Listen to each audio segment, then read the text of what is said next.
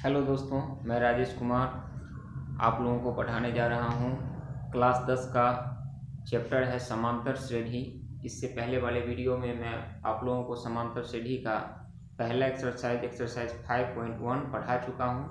यदि वह वीडियो आप लोग नहीं देखे होंगे तो हमारे यूट्यूब चैनल मैथ मिथिला को सब्सक्राइब कीजिए और सर्च कीजिए समांतर श्रेणी एक्सरसाइज 5.1 और आप लोगों को आसानी से मिल जाएगा और आप लोग आसानी से उसे अध्ययन कर सकते हैं। तो इस वीडियो में मैं पढ़ाने जा रहा हूँ एक्सरसाइज 5.2। तो प्रत्येक नया वीडियो आप लोगों के नज़दीक आसानी से पहुँच सके, इसके लिए हमारे यूट्यूब चैनल मैथ मिथिला को अधिक से अधिक लाइक कीजिए, शेयर कीजिए और सब्सक्राइब कीजिए ताकि प्रत्येक नया वीडियो आप लोगों को आसानी से उपलब्ध हो सके। अब मैं शुरू कर रहा हूँ एक्सरसाइज 5.2। एक्सरसाइज 5.2 में जो क्वेश्चन दिया हुआ है वो है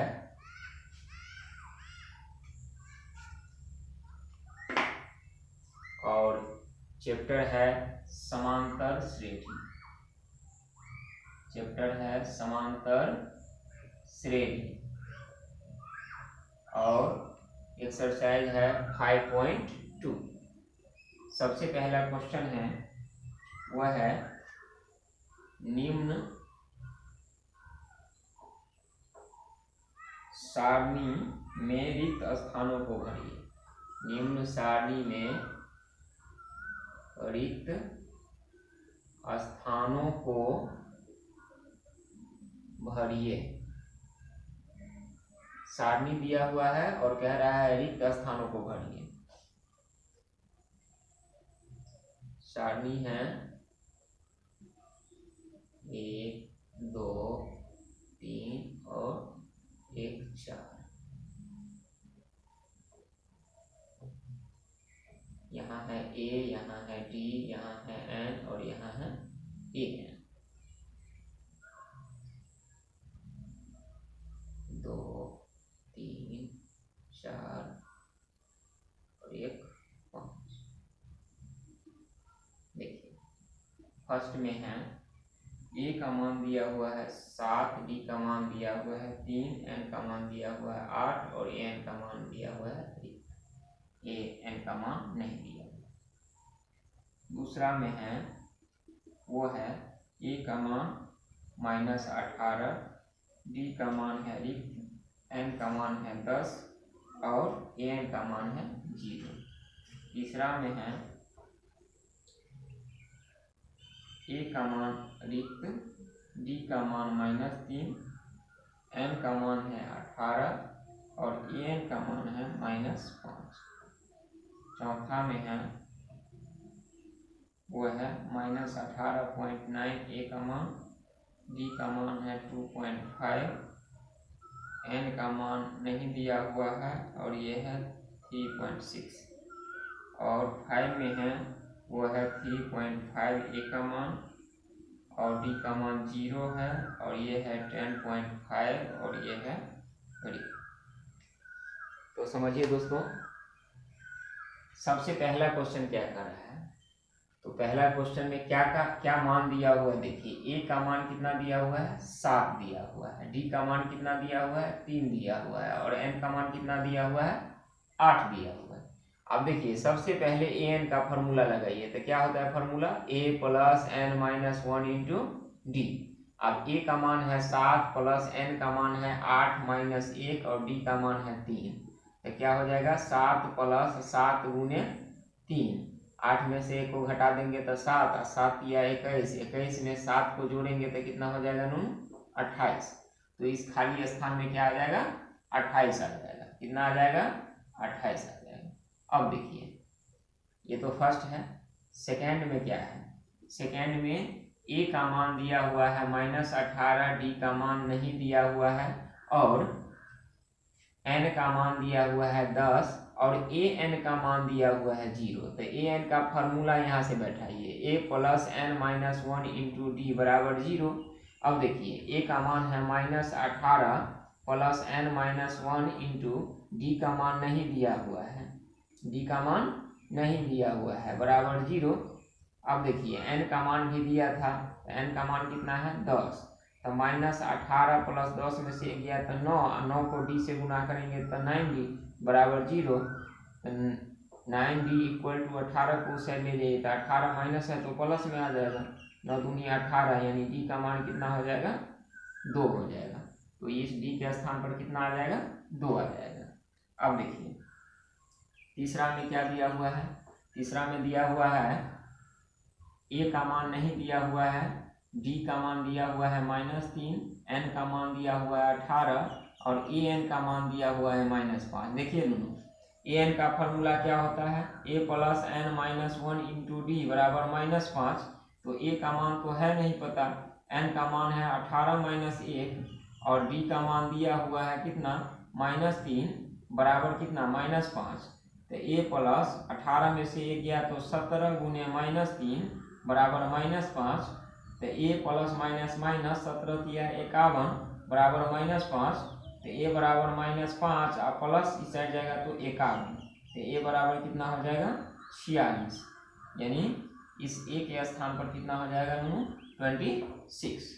अब देखिए अब है चौथा नंबर, चौथा नंबर में कितना है, a का वैल्यू है -18.9, d का वैल्यू है 2.5, n का वैल्यू नहीं पता है और an का वैल्यू पता है 3.6। तो an का फॉर्मूला क्या होता है, a + n - 1 × d बराबर 3.6, a का वैल्यू है -18.9 + n - 1 और d का मान कितना है, d का मान है 2.5 बराबर 3.6, इसको उस साइड ले जाइए तो n - 1 × 2.5 बराबर 3.6 माइनस है तो उस साइड जाएगा तो प्लस हो जाएगा 18.9, तो n - 1 × 2.5 बराबर दोनों जुटेगा तो कितना हो जाएगा 9 और 6 15, 18 और 3 21 और ये कितना हो जाएगा 22, 9 6 15, 18 3 21 और ये 22।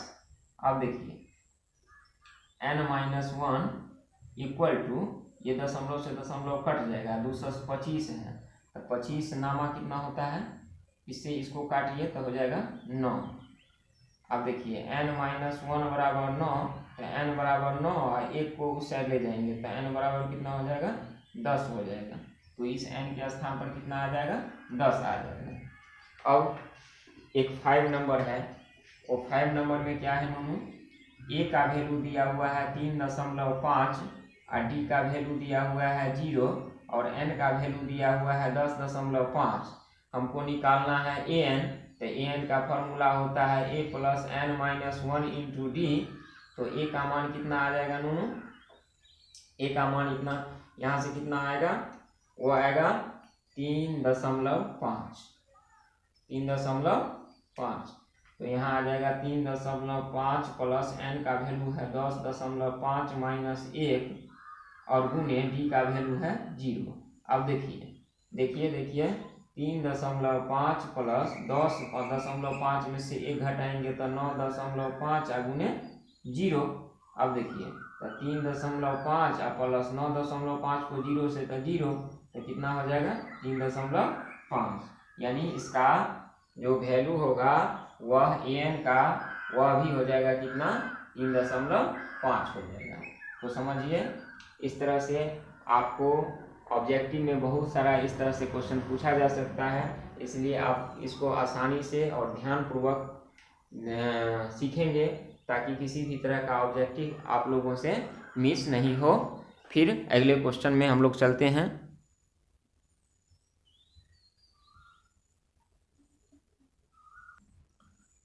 सेकेंड क्वेश्चन है नोनू, निम्न में सही उत्तर चुनिए। पहला है AP 10, 4, 10, 7, 4, ... यानी अनंत अंक का 30वां पद क्या होगा। तो समझिए पहला AC दिया हुआ है, तो AP कितना है नोनू 10, 7, 4, ... और कह रहा है 30वां पद। समझिए तो सबसे पहले A लिखेंगे तो 1 का मतलब होता है प्रथम पद, तो 10 हो गया और डी का मतलब होता है अगले पद में से पिछला पद को घटाइए, तो 7 में से 10 घटा देंगे तो कितना हो जाएगा -3। और जैमा पद कहेगा वह n का वैल्यू होता है, तो n बराबर कितना हो जाएगा 30। अब क्या हमको निकालना है, an का फॉर्मूला होता है a plus n minus 1 into D. हमको निकालना है 30वां पद, तो a 30 लिखेंगे, तो a का वैल्यू 10 और प्लस 30, n की जगह 30 माइनस 1 और d का वैल्यू -3। तो 10 और प्लस 30 में से 1 को घटा देंगे तो 29 गुने -3, तो 10 और प्लस माइनस माइनस 29 दिया कितना हो जाएगा, 29 दिया कितना हो जाएगा 87। 10 में से 87 को घटाएंगे तो कितना हो जाएगा -77। तो कौन सा ऑप्शन सही होगा, ऑप्शन सी सही हो जाएगा।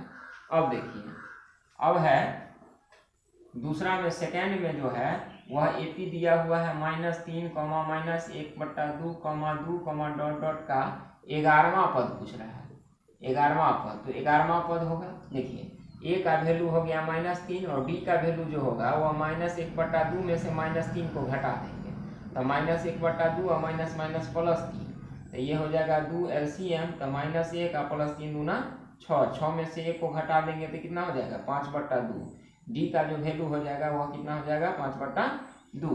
और n का वैल्यू 11वां पद पूछ रहा है, तो 11, तो an का फॉर्मूला होता है a plus n minus 1 into D. हमको निकालना है a 11, तो a का वैल्यू कितना है -3